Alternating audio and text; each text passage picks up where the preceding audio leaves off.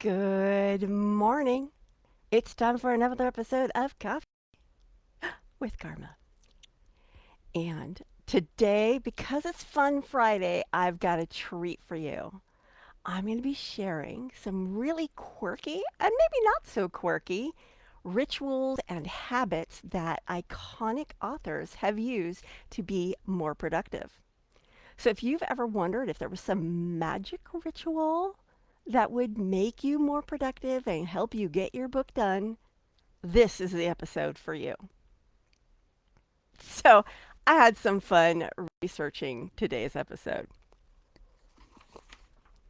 And I've got a sheet full of people who have had some really quirky ways of being more productive.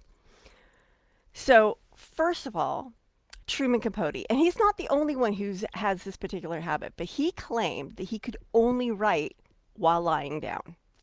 He would stretch out on the couch or bed with a pen and or pencil and paper, and he thought that this writing in this way helped him tap into his creativity. And when I was looking into this, I found some other names. I didn't write them down, but there are other people who also claim that writing while lying down is what got them to tap into their creativity.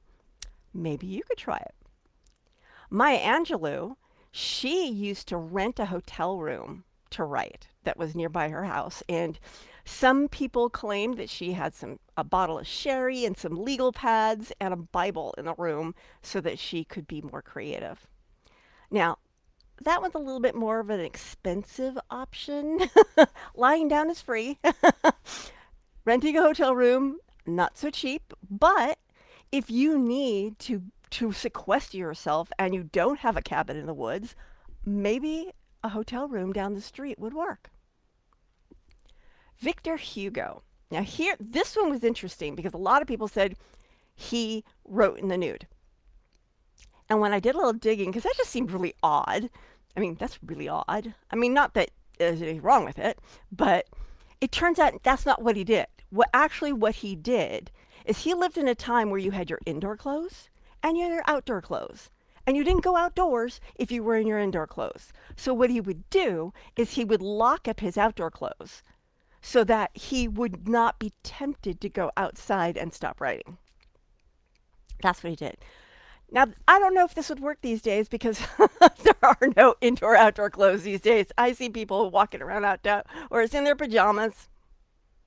I actually worked for a company once in Santa Cruz where there was a rule on the books that you must wear clothes during work because one of the computer software engineers had hopped into the company hot tub and then gone back to his desk in the nude.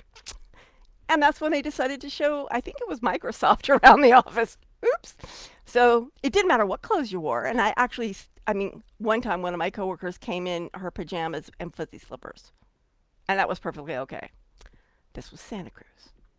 This was the 80s. You might not want to do that.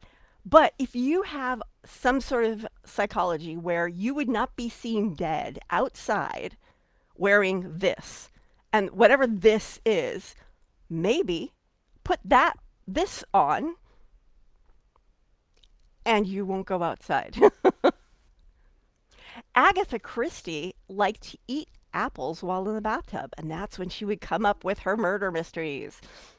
Charles Dickens swore that if he faced north while he slept, he would be more creative. And now I thought, well, that kind of sounds like Feng Shui. So I looked it up, and he is not practicing Feng Shui because according to Feng Shui, sleeping with your head facing north invites sleep disorders like insomnia and lethargy during the day.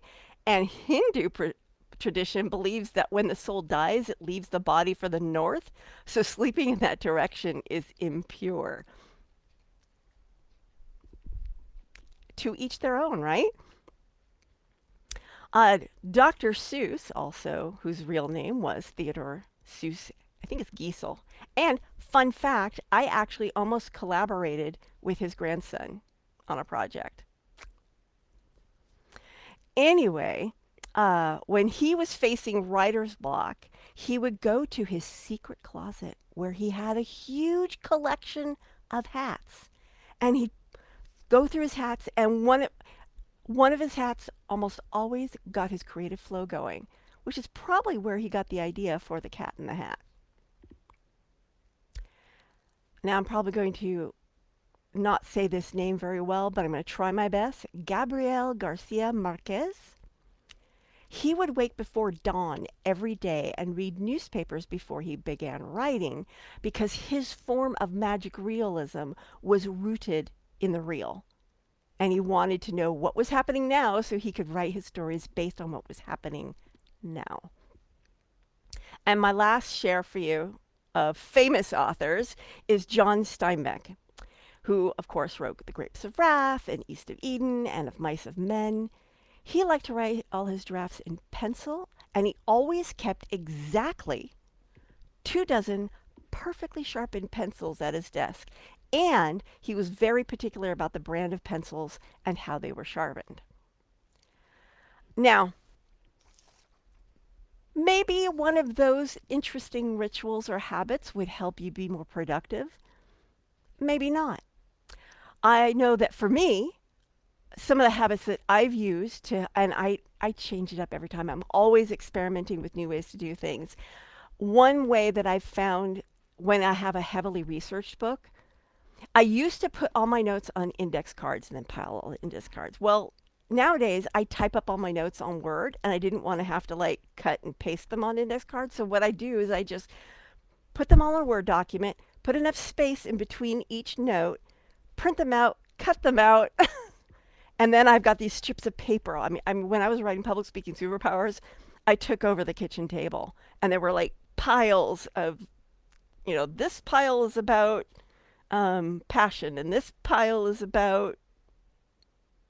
I'm forgetting what my superpowers were. It's been a while, but each pile was a different chapter in the book, and then I would grab the pile, organize it, and write the chapter from there. Now, your productivity habit is probably based on who you are and how you work and how you function and how you see the world.